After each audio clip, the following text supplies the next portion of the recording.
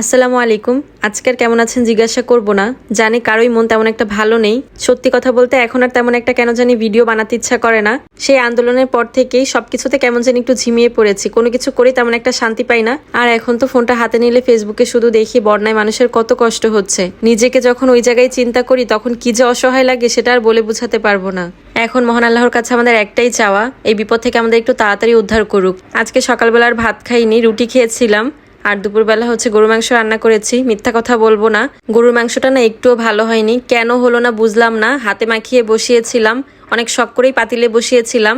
আমি আগে পরেও মাটির পাতিলে রান্না করেছি, কিন্তু এরকমটা আগে কখনোই লাগেনি।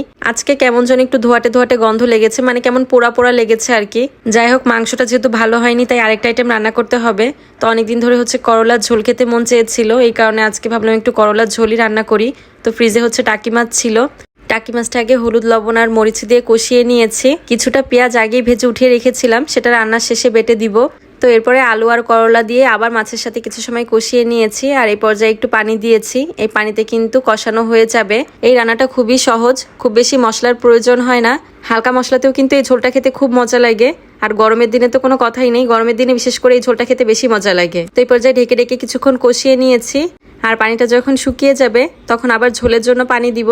আর ঝোলের পানিটা শুকিয়ে গেলে ফার্স্টে যে পেঁয়াজ ভেজে রেখেছিলাম সেটার সাথে একটু জিরা দিয়ে বেটে তারপর দিয়ে দিব। লাস্টে ছাকবাটা দেওয়ার সময় আমার মনে ছিল না ভিডিও করতে, এই কারণে বলে দিলাম। আর এখন একটা পার্সেল আনপ্যাক করছি। এই পার্সেলটা অনেকদিন আগেই এসেছিল, আমি যখন গ্রামে ছিলাম তখন। আমি গ্রামে থাকা অবস্থায় যে পার্সেলগুলো আসে সেগুলো আমাদের কেয়ারটেকার আঙ্কেলকে রিসিভ করতে বলি। তো বাসায় আসার পরে আমি আঙ্কেলের কাছ থেকে এগুলো নিয়ে এসেছি। কিছু ড্রেস অর্ডার করেছিলাম, একটা কি দুইটা নিজের জন্য রাখবো আর বাকিগুলো কাউকে দিয়ে দিব। আমাকে মনে হয় প্রায় ভূতে ধরে, নাহলে আমি এত পাগলের মতো শুধু ড্রেস কিনতে থাকি কেন বুঝি না।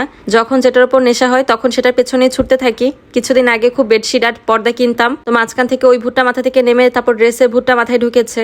আর এরপরে যে কতগুলো ড্রেস কিনে ফেলছি তার ঠিক নেই। আসলে এত অপচয় করা ঠিক না। ফেসবুকে যখন যেটা দেখি দেখা যায় যে তখন সেটাই শুধু বারবার সামনে দিয়ে ঘুরতে থাকে, এই কারণে মাথাটা আমার ঠিক থাকে না। তবে এবার ঠিকই করে ফেলেছি, ঈদের আগ পর্যন্ত আর কোনো ড্রেস কিনবো না। ড্রেস কেনা থেকে তো গোল্ড কেনা ভালো। ড্রেসের তো কোনো ভ্যালু থাকে না, কিন্তু গোল্ডের তো ভ্যালু থাকে। নিজের মনকে অনেকবার বুঝিয়েছি যে এরপর থেকে টাকা জমিয়ে আমি শুধু গোল্ডই কিনবো। কিন্তু হয় কি, গোল্ড কিনতে গেলে তো অনেকগুলো টাকার দরকার হয়, কিন্তু অতদিন ধৈর্য ধরে টাকা গোছানোর আমার ধৈর্যটাই নেই। যাই হোক, অন্যবার গ্রাম থেকে আসার পর দেখি বাজার শেষ হয়ে যায়, কিন্তু এবার আর বাজার শেষ হয়নি। টুকটাক সাবান শ্যাম্পু এগুলো শেষ হয়ে গিয়েছিল। তো মাইবিনের বাবা আজকে আসার সময় সেগুলো কিনে নিয়ে এসেছে। আর অনেকদিন যেহেতু বাসায় ছিলাম না, শাকসবজি তেমন ছিল না, তো আজকে কিছু বাজারও করে নিয়ে আসা হয়েছে। শাকসবজির বাজার, যেটা এক সপ্তাহের মতো চলে যাবে আমাদের।